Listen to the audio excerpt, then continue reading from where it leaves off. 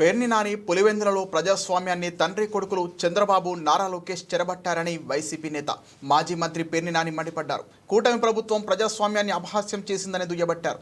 Police వ్యవస్థను అడ్డుపెట్టుకుని ఉప ఎన్నిక జరిపారని అన్నారు. జిల్లా కలెక్టర్ శ్రీధర్ ఎదుటే టీడీపీ కార్యకర్తలు దొంగ ఓట్లు వేశారని ఆరోపించారు.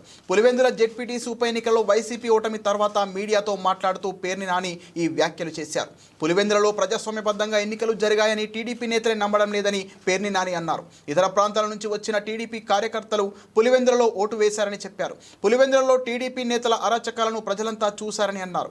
ఒక ప్లాన్ ప్రకారమే ఎన్నికల సంఘం రీపోలింగ్ పెట్టిందని ఆరోపించారు. సీసీ ఫుటేజ్, వెబ్కాస్టింగ్ ఇచ్చేందుకు ఎన్నికల సంఘానికి భయం ఎందుకని ప్రశ్నించారు. టీడీపీ నేతలు ఇచ్చిన వీడియోల్లోనే దొంగ ఓటర్లు బయటపడ్డారని తెలిపారు. పోలింగ్ బూత్ల వద్ద మహిళలు కనిపించలేదని చెప్పారు. ఈ జెడ్పీటీసీ ఉప ఎన్నికల విజయంతో చంద్రబాబు సాధించింది ఏమిటని ప్రశ్నించారు.